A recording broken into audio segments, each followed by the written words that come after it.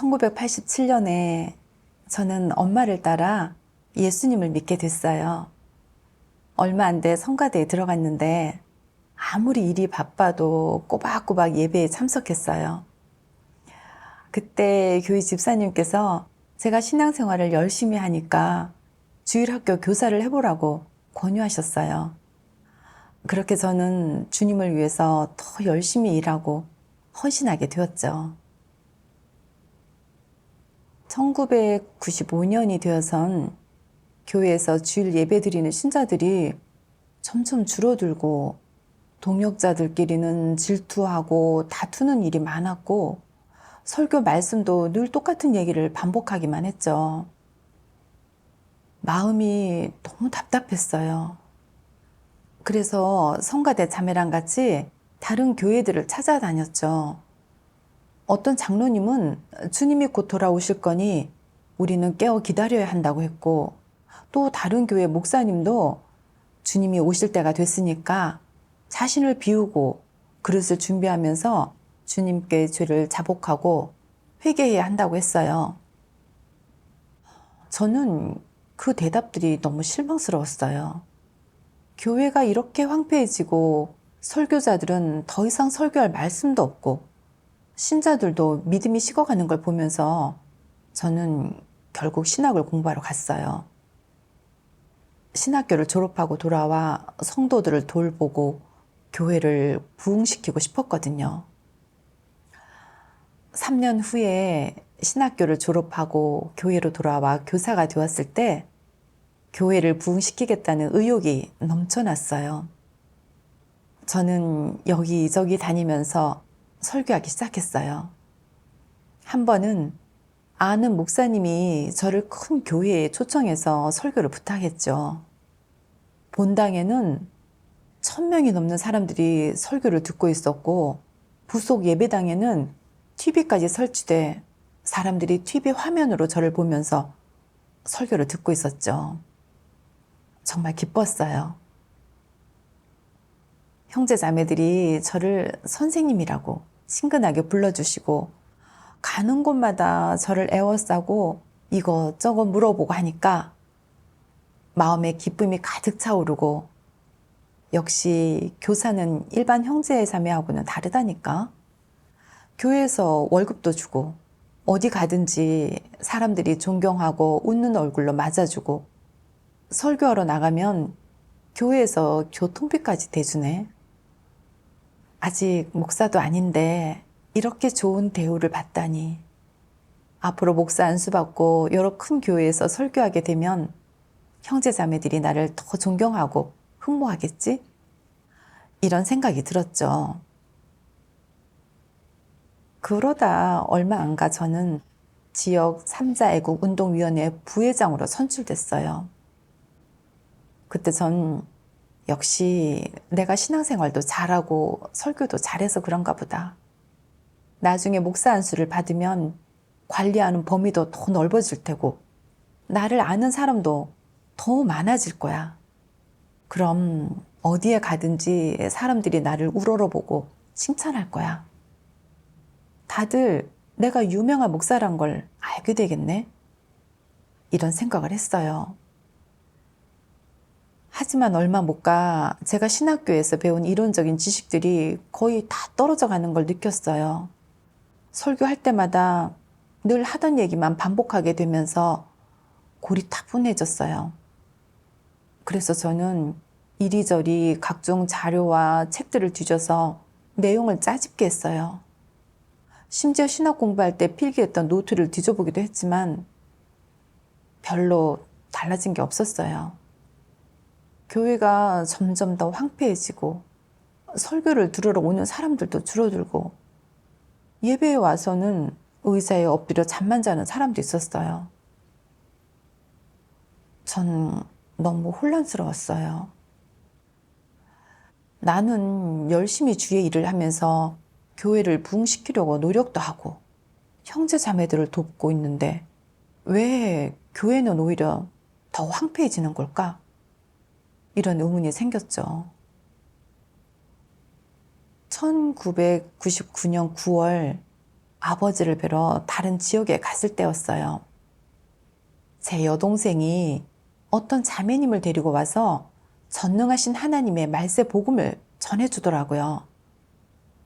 저는 그 자매님이 그냥 평범한 신자고 성경도 저만큼 잘 알지 못해서 미혹당했다고 지레짐작하고는 아예 듣지도 않았어요. 나중에 제가 아는 어떤 설교자분이 사역자들을 120명이나 데리고 전능하신 하나님을 믿게 되었다는 소식을 들었어요. 게다가 한 마을의 예배 장소에서는 거의 100명 가까이 되는 사람들이 전능하신 하나님을 받아들였다는 거예요. 그 소식들은 저한테 정말 큰 충격이었어요. 한두 사람이 분별력이 없고 삼도를 잘 몰라서 미혹당할 수는 있겠지. 근데 진리를 추구하던 사람들까지 이렇게 많이 받아들였다면 얘기가 달라지는데? 그럼 그 사람들이 다 미혹당했다는 말인가? 그럴 리가 없잖아. 내가 아는 이 설교자분은 성경도 아주 잘 아시고 분별력도 있으신 분인데 그분과 그렇게 많은 동역자들이 다 전능하신 하나님을 믿었다고? 그럼 혹시 그들이 전능하신 하나님을 믿는 게 맞는 건가? 저는 혼란스럽고 의문이 풀리지 않아 자주 주님께 기도했죠. 주여, 왜 그렇게 많은 사람이 다 전능하신 하나님을 믿게 됐나요? 이 좋은 양들, 우두머리 양들은 모두 진리를 추구하고 성경도 잘 아는 분들인데 어쩌다 다 전능하신 하나님을 믿게 된 걸까요? 어찌하여 전능하신 하나님 교회는 점점 흥황하는데 우리 교회는 이렇게 황폐해지는 걸까요? 정말 당신께서 돌아오신 건가요? 주여, 저는 지금 정말 혼란스럽습니다. 저를 인도해 주세요.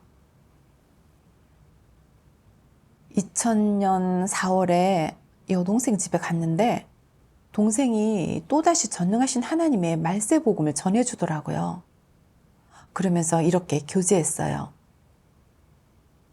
하나님께서는 율법 시대, 은혜 시대, 그리고 하나님 나라 시대 이 세 단계의 사역을 하셨는데 이 세 단계의 사역은 모두 한 분의 하나님께서 하신 일이야. 율법 시대의 하나님의 이름은 여호와셨고 율법을 공포하심으로 인류를 이끄는 사역을 하셨어. 은혜 시대의 하나님의 이름은 예수셨고 구속 사역을 하셨지. 하나님 나라 시대의 하나님께서 하시는 사역은 말씀을 선포해서 사람들을 철저히 정결하게 하고 죄의 근원을 해결하시는 거야. 이 시대의 하나님의 이름은 전능하신 하나님이시지. 하나님께서는 시대별로 각기 다른 이름을 취하시고 각기 다른 사역을 하셨고 각 사역이 소기의 성과를 거둔 후에는 다음 단계의 사역을 시작하셨어. 한 단계 한 단계 이어지고 갈수록 깊어지며 서로 긴밀하게 연결되는데 종국에는 전체 시대를 끝내고 사람들을 아름다운 종착지로 이끄시는 거야. 동생이 앞에 두 단계 사역에 대해 교제하는 건 제가 다 받아들일 수 있었어요.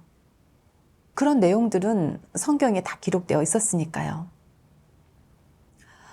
그런데 세 번째 하나님 나라 시대의 사역에 대해서는 도저히 받아들일 수가 없었어요. 성경을 벗어나거나 성경을 초월하면 하나님의 사역이 아니라고 생각했거든요. 동생이 다시 저한테 이렇게 교제하더라고요.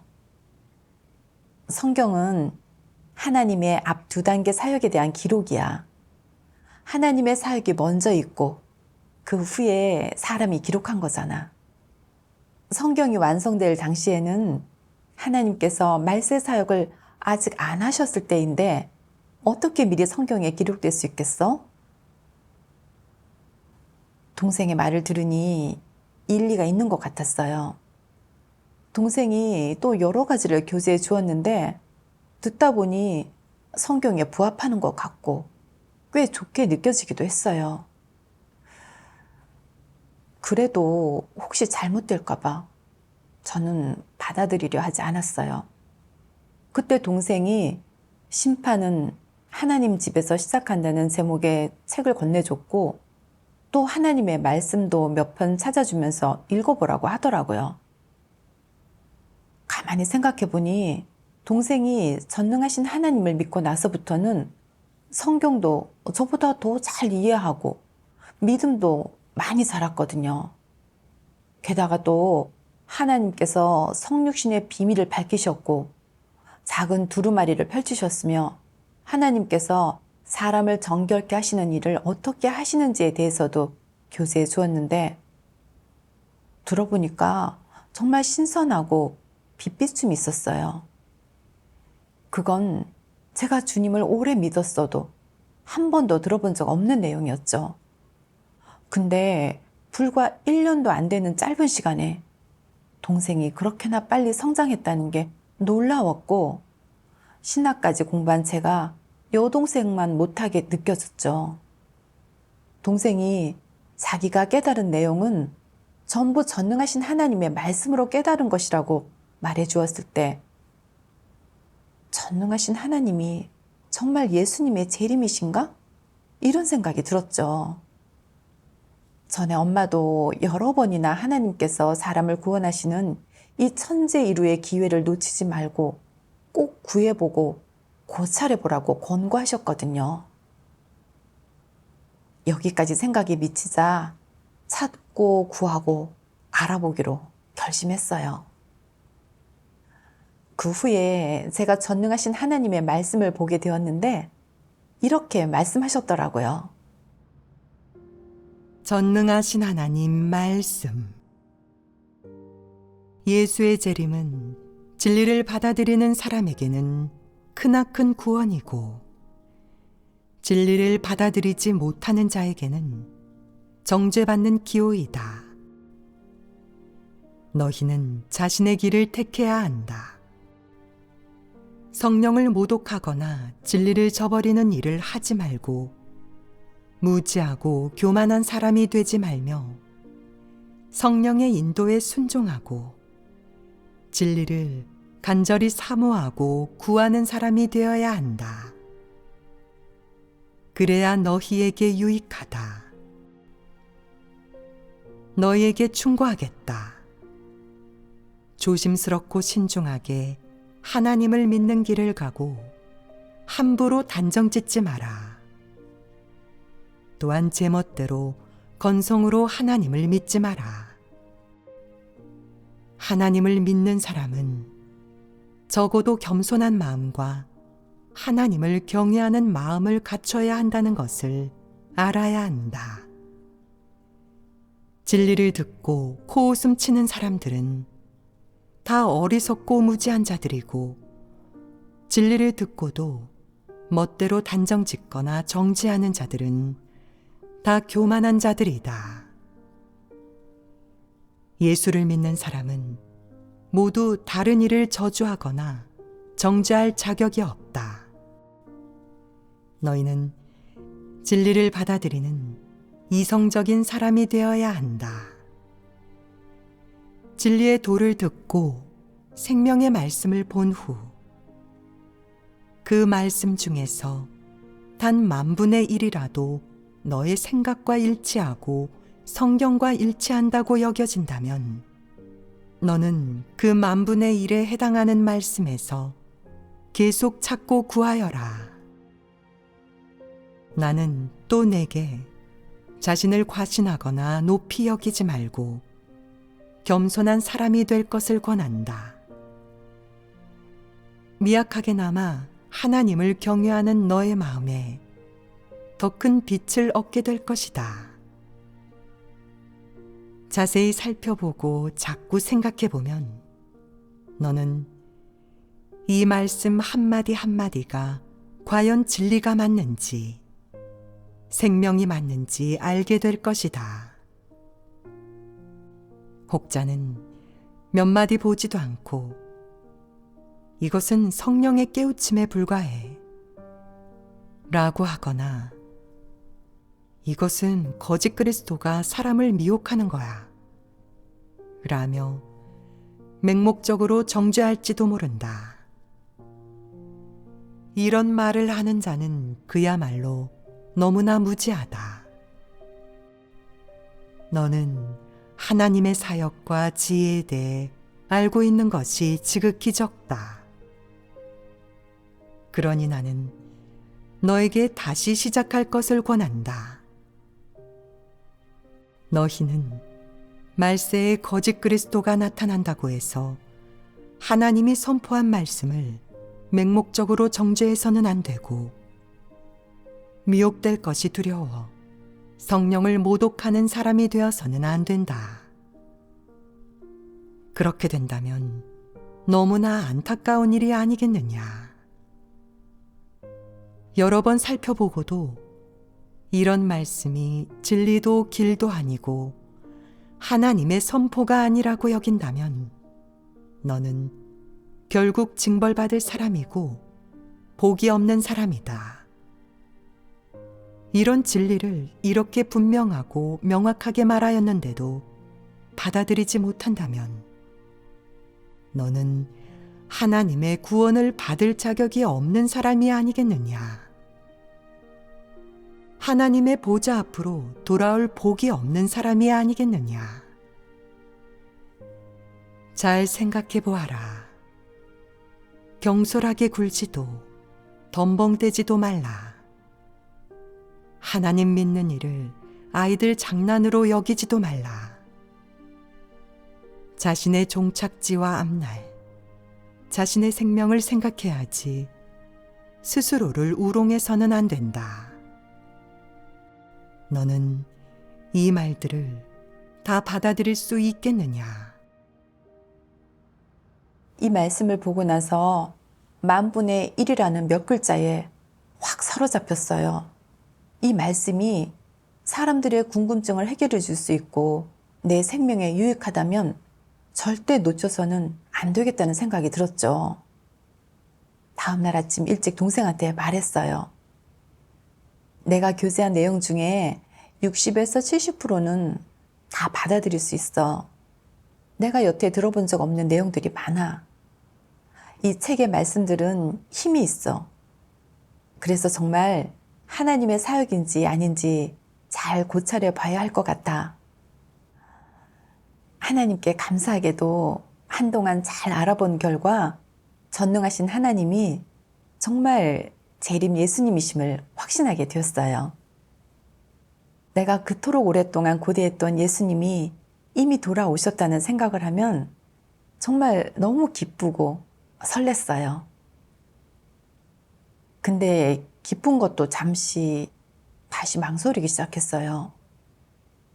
지금 교회에서는 동방번개를 극렬하게 반대하고 있는데 만약 내가 받아들였다는 걸 알게 되면 나를 배척하고 교회에서 제명하지 않을까?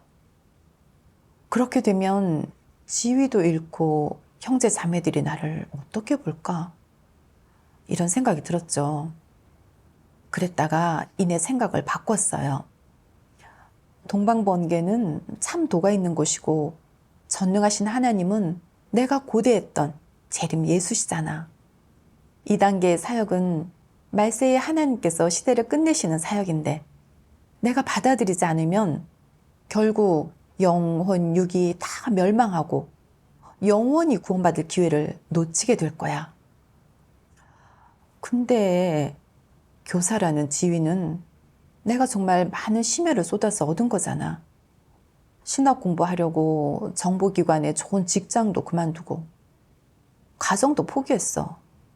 그리고 성경 공부에 엄청난 노력까지 들였어. 지금 나는 이미 양회의 부회장이고 얼마 안 있으면 목사도 될 수 있을 텐데. 그럼 더 많은 형제자매들한테 존경받고 우러러 볼 수 있어. 지위가 가져다주는 모든 것도 누릴 수 있단 말이야.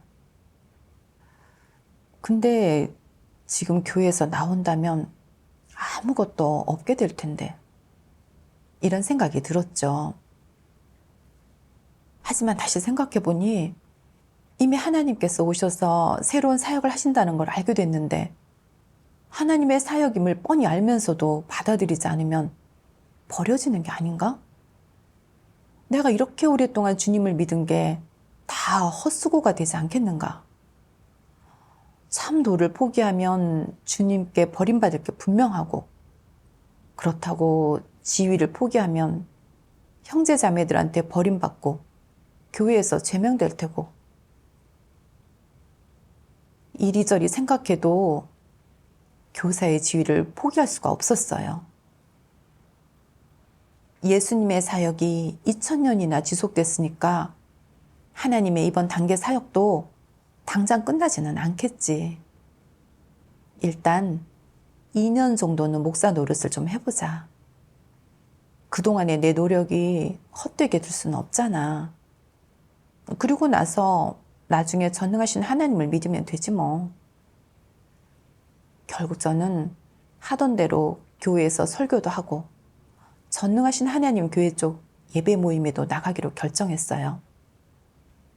이러면 2마리 토끼를 다 잡을 수 있다고 생각했거든요. 그렇게 저는 전능하신 하나님 교회 예배 모임에 참석하기 시작했어요. 형제자매들이 하나님의 말씀을 교제하는데 빛비춤이 있었고 각자의 체험적 인식을 교제하는 내용도 정말 실제적이었어요. 또 하나님 말씀에 따라 자신들의 폐기된 성품을 반성하면서 깨닫고 하나님 말씀에서 실행할 길을 찾는 거예요. 모두가 마음을 열고 자유롭게 교제를 나누니까 저는 정말 많은 걸 공급받는 느낌이었어요.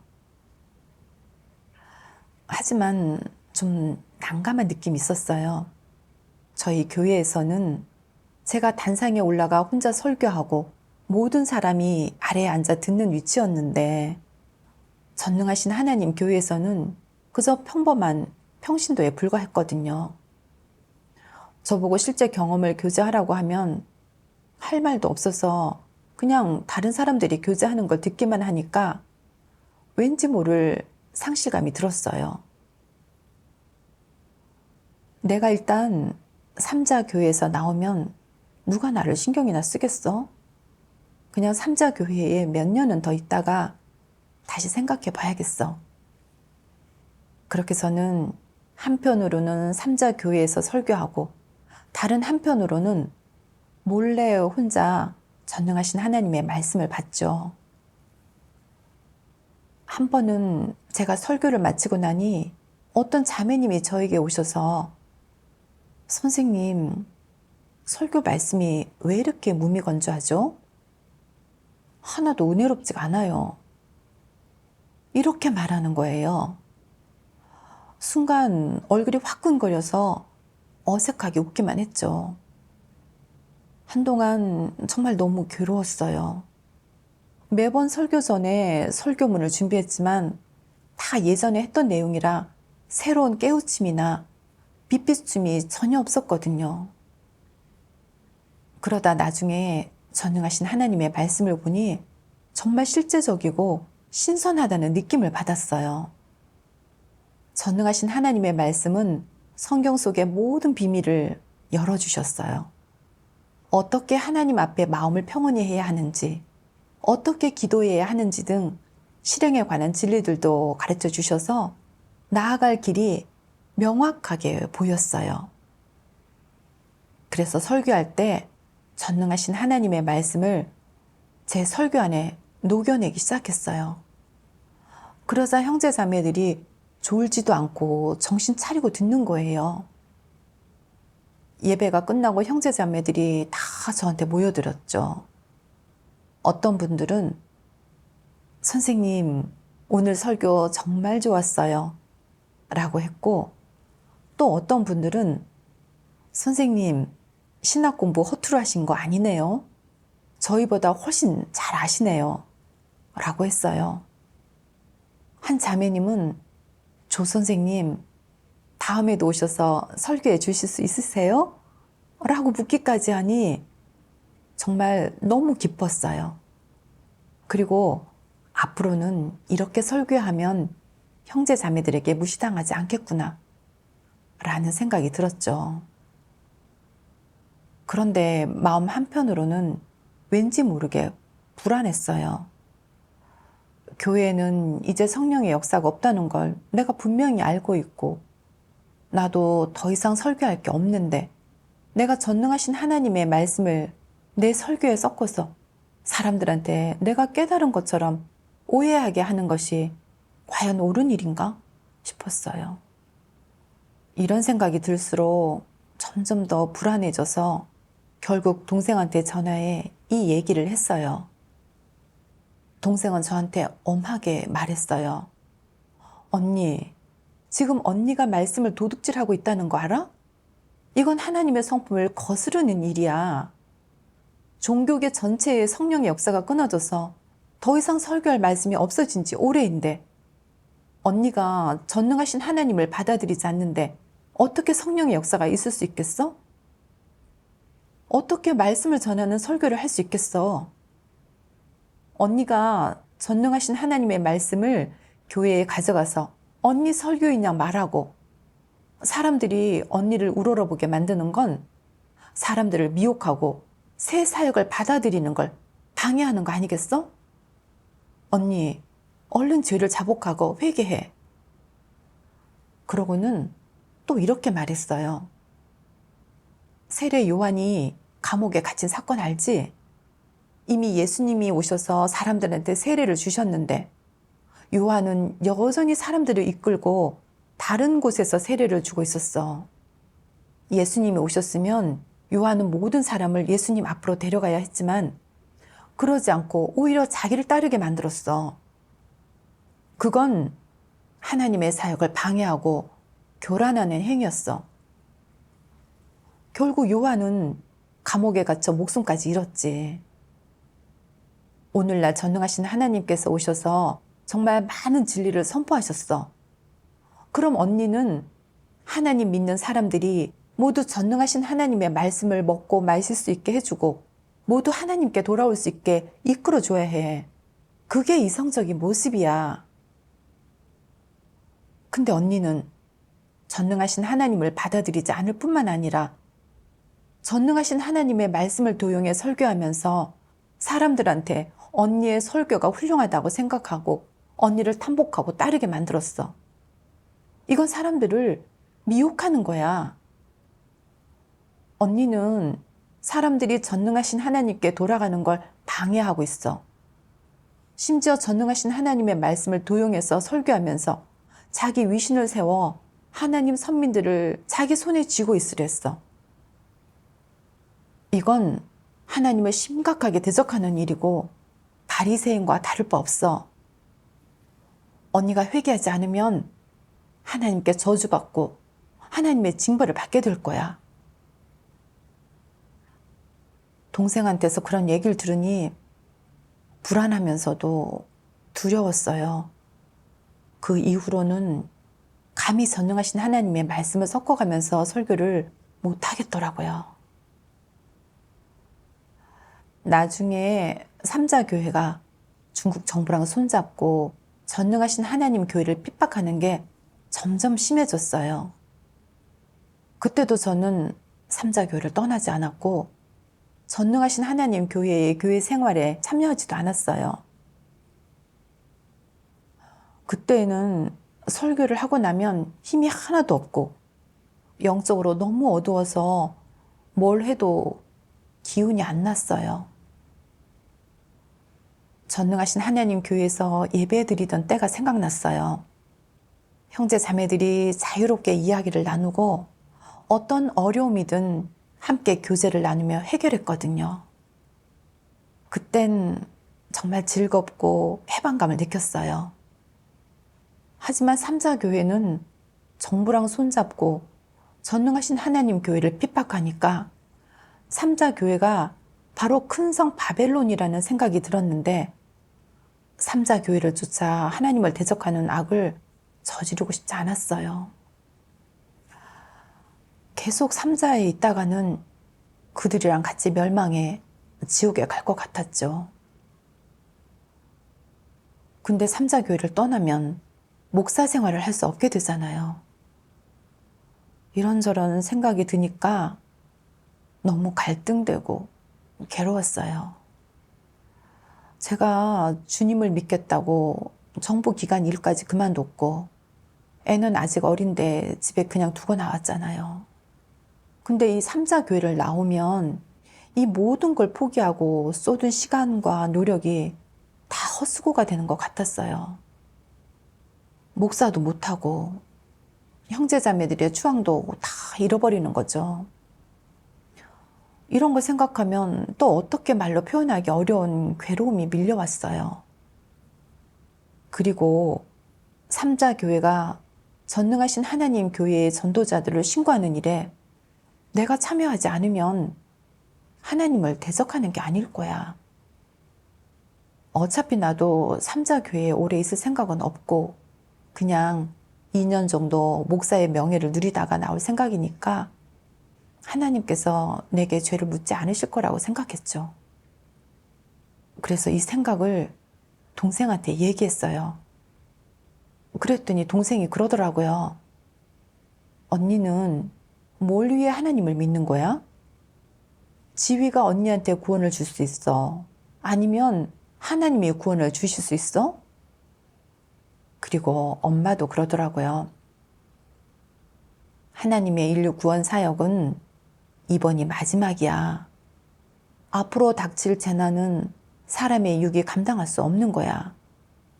그 재난은 사람의 육뿐 아니라 영혼까지도 멸하는 거야. 엄마랑 동생이 계속해서 이렇게 말하니까 저도 마음이 너무 괴로웠어요.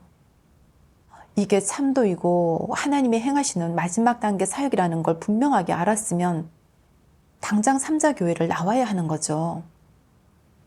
하지만 거길 나오면 제 지위를 잃게 되고 더 이상 아무도 저를 우러러보거나 제 주위에 모여들지 않을 거고 목사가 될 기회도 잃어버리는 게 걱정돼 망설였죠.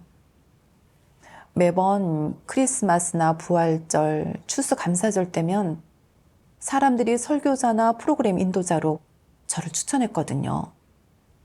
저는 형제자매들이 저를 우러러보고 높이 평가해 주는 걸 즐겼는데 그게 저한테는 특별했어요. 근데 제가 이 사역을 받아들이고 삼자교회를 떠나서 지위가 없어진다면 과연 이런 장면이 다시 펼쳐질 수 있을까? 형제자매들이 계속 날 떠받들까? 이런 생각이 들었죠. 한쪽은 참도, 한쪽은 지위. 너무나 갈등이 컸어요. 어느 날 엄마가 안타까워하면서 너는 주님이 오셔서 새 사역 하시는 걸 뻔히 알면서도 왜 삼자에서 나오지 않냐? 라고 물어보셨어요. 그래서 저는 목사가 되고 싶다고 했어요. 그랬더니 진심으로 이렇게 교제하셨어요. 예수님께서 뭐라고 하셨니? 나더러 주여 주여 하는 자마다 천국에 다 들어갈 것이 아니요 다만 하늘에 계신 내 아버지의 뜻대로 행하는 자라야 들어가리라. 그날에 많은 사람이 나더러 이르되 주여 주여 우리가 주의 이름으로 선지자 노릇하며 주의 이름으로 귀신을 쫓아내며 주의 이름으로 많은 권능을 행치 아니하였나이까 하리니 그때 내가 저희에게 밝히 말하되 내가 너희를 도무지 알지 못하니 불법을 행하는 자들아 내게서 떠나가라 하리라. 좁은 문으로 들어가라. 멸망으로 인도하는 문은 크고 그 길이 넓어 그리로 들어가는 자가 많고 생명으로 인도하는 문은 좁고 길이 협착하여 찾는 이가 적음이니라. 너는 주님의 이름만 외치고 하나님의 새 사역은 거부하고 있어. 주님은 너 같은 사람을 불법을 행한 자여 천국에 들어가지 못한다고 하셨어. 아무리 목사라고 해도 널 구원하지 않으셔. 그리고 동생도 이렇게 말했어요. 언니는 설교할 거리도 없으면서 지위를 위해서 삼자 교회에 남아 설교하면서 사람들을 미혹하고 있어. 그게 외식하는 바리새인이 아니겠어? 그러면서 전능하신 하나님의 이 말씀을 읽었어요. 대예배당에서 성경을 읽는 사람들은 하루 종일 성경을 외우지만 하나님 사역의 근본 취지를 깨닫거나 하나님을 아는 사람은 단 한 명도 없다. 하나님의 마음에 합할 수 있는 사람은 더더욱 없다. 그들은 모두 아무짝에도 쓸모없는 소인배이고 높은 곳에서 하나님을 가르치는 자들이다. 그들은 하나님을 내세우면서도 의도적으로 하나님을 대적하는 자들이고 하나님을 믿는다는 명목하에 사람의 살을 먹고 사람의 피를 마시는 자들이다. 그런 자들은 사람의 영혼을 삼키는 악마이며 사람이 올바른 길을 가지 못하도록 의도적으로 방해하는 마왕이자 하나님을 찾는 사람들의 걸림돌이다. 그들이 비록 건장하고 튼튼할지라도 그들을 따르는 사람들이 어찌 그들이 하나님을 대적하는 길로 사람을 이끌어가는 적 그리스도임을 알겠느냐? 어찌 그들이 전문적으로 사람의 영혼을 삼키는 산 귀신임을 알겠느냐? 이 말씀을 읽고 동생이 그러더라고요. 언니가 교회에서 교사라는 지위로 이득을 얻는 건 하나님을 대적하는 거야. 그리고 신자들이 하나님께 바친 돈을 목사, 교사들의 급여로 처리하고 있어. 사실 그건 하나님께 드린 거라 아무도 그걸 누릴 권리가 없어. 그러니 그걸 누린다는 건 예물을 훔쳐먹는 거야. 언니는 주님이 오신 줄 알면서도 교사라는 지위와 철밥통을 지키려고 계속 설교하면서 사람들을 미혹하고 있는데 그게 사람들의 살을 먹고 피를 마시는 바리새인이 아니고 뭐겠어? 그때 엄마도 또 그랬죠. 난 예전에 사람들의 살을 먹고 피를 마신다는 게 무슨 말인지 몰랐는데 이제 알았어. 교회 일을 한다는 명목으로 급여를 받는 게 하나님께 바친 재물을 누리는 거고 재물을 훔쳐먹는 거였어. 재물은 형제 자매들이 정말 아끼고 모아서 하나님께 드린 건데 그걸 너희 같은 목사나 교사들이 누리고 있어. 그건 신자들의 살을 먹고 신자들의 피를 마시는 거야. 그러고도 하나님 앞에 설 자신이 있어? 엄마와 동생의 말을 듣고 나니까 너무 괴로웠어요. 특히 하나님 말씀에 사람들의 살을 먹고 피를 마신다고 하신 말씀을 들을 때 너무 마음에 찔렸어요. 내가 받는 급여가 다 형제 자매들이 하나님께 드린 재물이잖아. 그렇다면 이건 확실히 사람들의 살을 먹고 피를 마시는 거라는 생각이 들었어요. 그때 동생이 또 계속 말했어요. 예수님이 바리새인들을 뭐라고 꾸짖으셨어? 화 있을진저 외식하는 서기관들과 바리새인들이여, 너희는 교인 하나를 얻기 위하여 바다와 육지를 두루다니다가 생기면 너희보다 배나 더 지옥 자식이 되게 하는도다. 그때 바리새인들은 메시아를 기다렸어. 하지만 메시아, 곧 예수님이 오셨을 때 예수님의 말씀에 권병과 능력이 있음을 분명히 알면서도 자기들의 지위와 철밥통을 지키려고 예수님을 받아들이지 않았어. 오히려 예수님과 대적하고 신자들도 믿지 못하게 했고 예수님을 십자가에 못 박았어. 그 대가로 하나님의 저주와 벌을 받았어. 성경은 이렇게 말하고 있어. 이러므로 여호와께서 하루 사이에 이스라엘 중에서 머리와 꼬리며 종려가지와 갈대를 끊으시리니, 머리는 곧 장로와 존귀한 자요 꼬리는 곧 거짓말을 가르치는 선지자라 백성을 인도하는 자가 그들로 미혹게 하니 인도를 받는 자가 멸망을 당하는도다. 머리가 누구겠어? 바로 참도를 알면서도 받아들이지 않는 목사와 장로들이야. 왜 머리와 꼬리를 끊으시겠어? 바로 참도인 줄 알면서도 거부하고 자기 지위와 철밥통을 내려놓지 못하고 계속 하나님의 사역을 정죄하고 대적하고 신자들이 참도를 받지 못하게 가로막기 때문이야. 언니가 지금 교사라는 지위에 있지만 주님이 오신 줄 알면서도 거기서 나오지 않는 건 양다리를 걸치는 거야. 계속 지위라는 탐욕에 눈이 멀어 교회 강단에 서서 사람들을 미혹해 추앙받고 우러름 받는 걸 즐기는데 사람들이 참도를 받지 못하게 가로막은 천고의 죄인밖에 더 되겠어? 계속 지위를 잡고 놓지 못하고 하나님의 새 사역을 따라오지 못하면 결국은 하나님께서 끊어내는 존재가 될 거야. 예수님을 믿는 이유가 뭔데? 주님이 오셨을 때 구원받기를 소망해서 아니야? 근데 목사라는 지위를 위해 산다면 결말은 지옥에 떨어져 벌 받는 것밖에 없어. 성경에 있는 베드로와 마태 이야기 알지? 주님께서 베드로를 부르셨을 때 베드로는 그물을 버리고 주님을 따라갔고 세리였던 마태는 세관에서 세금을 징수하던 중에 예수님의 부르심을 받자 직업을 버리고 주님을 따랐어. 근데 언니는 앞뒤를 재고 이것저것 어느 것도 포기하지 못하고 있어. 예수님은 이렇게 말씀하셨어.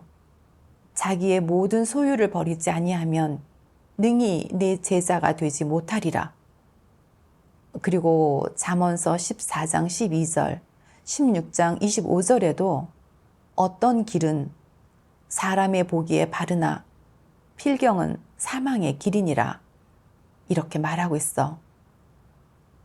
이처럼 하나님이 오셔서 새 일을 하실 때는 하나님의 발걸음을 쫓아가야 해. 하나님의 말세 사역을 거부하고 오히려 지위와 철밥통을 지킨다고 사람들이 하나님께 돌아오는 걸 막는다면 하나님께 정죄받고 벌받게 될 거야. 잘 생각해봐. 엄마와 동생의 얘기를 듣고 나니까 많이 공감이 됐고 두렵기도 했어요. 과거 바리새인들은 성경을 잘 알았고 성전에서 사람들을 가르쳤는데 매우 경건한 사람처럼 보였어요. 하지만 그 본질은 지위와 철밥통을 지키고 사람들의 우러름과 추앙을 받기 위한 거였지 진짜 주님을 섬겼던 게 아니었어요. 그들은 지위와 자기 철밥통을 지키기 위해 예수님을 정죄하고 대적했고 신자들이 주님의 복음을 받지 못하게 가로막았어요. 하나님을 섬기면서도 하나님을 대적함으로 예수님께 정죄받고 저주받았어요. 우리 교회 설교자를 보면 양떼를 지킨다는 명목으로 교회를 봉쇄하고 신자들이 참도를 알아보지 못하게 했어요. 하나님 나라의 복음을 전하는 사람들한테는 다시는 우리 교회에 와서 전도하지 말라고, 또 오면 경찰에 신고해 잡아가게 하겠다고 으름장을 놓았죠. 그리고 애국운동위원 회장이 통일전선부랑 연합해 전능하신 하나님 믿는 사람들을 체포하고 복음 전하는 사람을 보면 경찰에 신고하기도 했거든요. 그리고 저를 보면 주님이 오신 줄 뻔히 알면서도 사람들의 추앙과 우러름을 받는 지위의 복을 버리기 싫어서 기존 교회에서 나오지 않았죠. 저 자신을 지켜 세우고 저의 권위를 세워 사람들이 저를 우러러보고 추앙하게 만들었어요. 그게 바리새인의 길을 가는 거랑 뭐가 다르겠어요? 예수님은 바리새인에게 7가지 화를 내리셨어요. 근데 제가 여전히 삼자 교회에서 나오지 않는다면 그건 고의로 죄를 짓는 거라 가장 큰 죄를 짓는 게 되고 바리새인과 같은 결말을 맞이하겠더라고요. 어느 날 전능하신 하나님의 이 말씀을 보면서 많은 걸 느꼈어요. 전능하신 하나님 말씀. 지금 너희 각자 앞에 돈을 얼마 놓아두고서 너희가 어떤 선택을 해도 정죄하지 않는다고 한다면 너희 가운데 많은 자가 진리를 버리고 돈을 선택할 것이다. 그보다 좀 나은 자는 돈을 버리고 마지못해 진리를 선택할 것이고, 그 두 부류 중간에 있는 자는 한 손으로는 돈을 쥐고 다른 한 손으로는 진리를 붙들 것이다. 그렇다면 너희의 참모습이 어떠할지 말할 필요도 없지 않겠느냐. 자신이 충성스럽게 대하는 모든 것과 진리 사이에서 너희는 모두 이런 선택을 할 것이고 너희 태도 또한 이럴 것이다. 그렇지 않으냐? 너희 가운데 많은 자가 옳고 그름 사이에서 망설이지 않았느냐? 가정과 하나님, 자녀와 하나님, 화목과 파탄, 부와 빈곤, 지위와 평범함, 지지받는 것과 버림받는 것 등 모든 긍정과 부정, 흙과 백의 싸움에서 너희가 무엇을 선택하였는지 너희 스스로 모를 리 없지 않으냐. 가정의 화목과 파탄 사이에서 전자를 선택한 데다 조금의 망설임도 없었고, 금전과 본분 사이에서 또 전자를 선택했는데 이를 뉘우치고 바른 길로 돌아서려는 의지조차 없었다. 사치와 빈곤 사이에서도 전자를, 자녀, 아내, 남편과 나 사이에서도 전자를, 관념과 진리 사이에서도 여전히 전자를 선택하였다. 나는 너희의 온갖 악행을 보고 너희에 대한 믿음을 완전히 잃었다. 그야말로 충격적이었다. 너희의 마음이 이 정도로 감화되지 않았을 줄이야. 오랜 세월 심혈을 기울여 얻은 결과가 나를 포기하고 속수무책으로 구는 너희 모습이었지만, 너희에 대한 나의 기대는 오히려 날로 커지고 있다. 그것은 나의 날들이 이미 너희 앞에 전부 펼쳐져 있기 때문이다. 하지만 너희는 지금도 어둡고 사악한 것을 추구하며 놓으려 하지 않는다. 그렇다면 너희의 최후가 어떻게 될지 진지하게 생각해 본 적이 있느냐? 다시 한번 선택의 기회를 준다면 너희는 어떤 태도를 보이겠느냐? 그래도 전자를 택하겠느냐? 나에게 여전히 실망과 고통스러운 슬픔을 안겨주겠느냐? 너희 마음에 있는 것은 여전히 그 보잘것없는 따스함 뿐인 것이냐? 어떻게 해야 나의 마음을 위로할 수 있을지 여전히 모르겠느냐? 지금 이 순간 너희는 무엇을 선택하고 있느냐? 내 말에 순종하는 것이냐? 아니면 성가셔하는 것이냐? 내 날은 이미 너희 앞에 펼쳐졌고, 너희 앞에 놓인 것은 새로운 삶과 새로운 출발점이다. 하지만 이번 출발점은 이전 새 사역의 시작이 아니라 옛 사역의 마무리이자 마지막 장이라는 사실을 알려주겠다.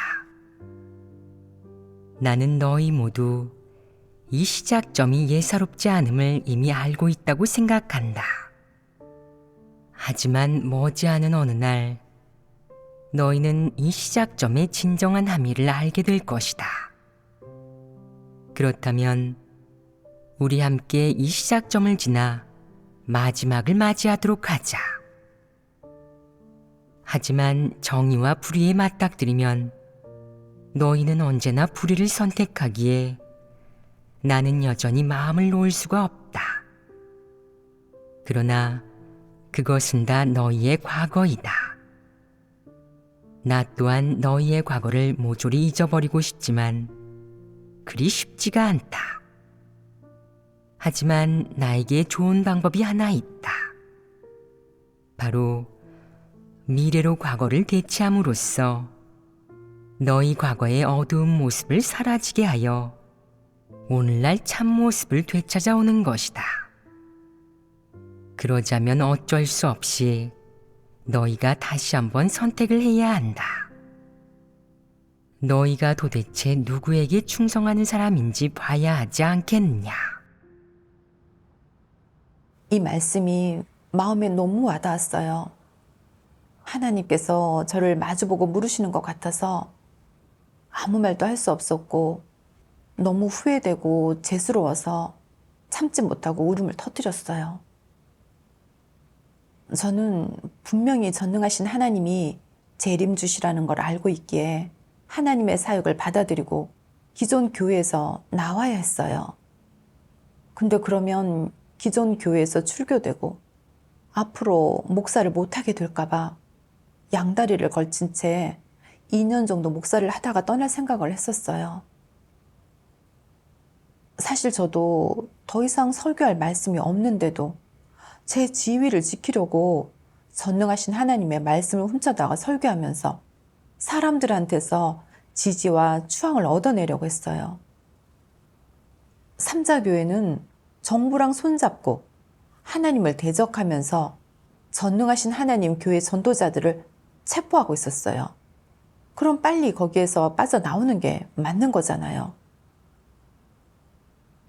근데도 저는 계속 삼자에 머물면서 제 지위를 유지하고 있었죠. 전 매번 지위를 선택하고 진리를 포기했었어요. 이번 일을 통해 제가 하나님을 믿은 지 오래됐지만 결국 제가 충성했던 건 지위와 사람들의 추앙이었다는 걸 보게 됐어요. 가족들이 계속해서 저랑 교제했지만 저는 지위를 지키기 위해 목을 곧게 한 채로 하나님을 대적했어요. 저는 진정으로 하나님을 믿는 사람이 아니라 지위를 추구하고 지위가 주는 복을 누리려는 사람이었어요. 더 나아가 외식하는 진정한 바리새인이었던 거죠. 제 모든 소행은 정말 하나님의 마음을 아프게 하는 짓이었어요. 그제서야 삼자교회를 떠나 전능하신 하나님 교회 형제 자매들과 함께 복음을 전하며 훈련하기로 했어요. 며칠 안 돼서 교회 책임자랑 동료들이 찾아왔어요. 저한테 그러더라고요. 교회에서 선생님을 이렇게 오랫동안 키워주고 신학 공부도 시켜줬으니 다시 일어나서 주의 일을 해야 한다고. 주님의 크신 사랑과 형제자매들의 신임을 저버리면 안 된다고 했죠. 그 말을 듣고 이런 생각이 들더라고요. 난 전능하신 하나님의 말씀을 보고 그분이 재림주이심을 확신하게 됐고 그분이 진리를 말씀해 사람을 정결케 하고 심판하는 일을 하심을 굳게 믿게 됐어. 더구나 이제 기존 교회에는 성령의 역사도 없잖아. 내가 목사 노릇을 해도 성령께서 역사를 안 하시면 아무런 가치도 의미도 없는 거야. 그럼 여기에 계속 있어봤자 의미도 없고 오히려 내 자신을 망치게 될 거고 바리새인처럼 정죄받는 일밖에 없을 거야. 난 하나님과 보조를 맞추어 하나님을 따라가면서 하나님의 말세 복음을 하나님의 나타나심을 사모하는 사람들한테 많이 전해야겠어. 그래서 그 말을 들었을 때 마음이 전혀 흔들리지 않았고 과감하게 거절했어요. 그 후로 전능하신 하나님 교회에서 전도 본부를 이행하게 됐어요.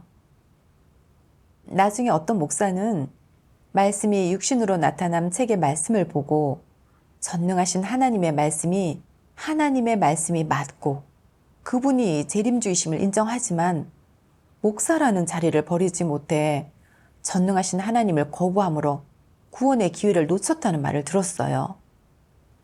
이를 통해 지위를 추구하는 건 하나님을 대적하고 자신을 망칠 수밖에 없다는 걸 더 분명히 알게 됐어요.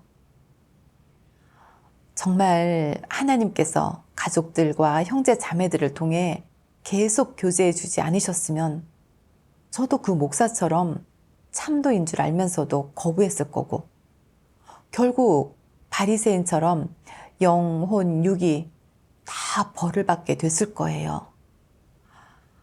비록 지금 목사가 될 기회를 놓쳤지만 대신 영생의 길을 얻게 됐고 하나님의 말세 구원을 얻게 됐죠.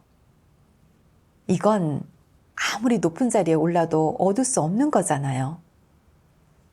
그래서 전능하신 하나님의 구원의 은혜에 더더욱 감사하고 있어요.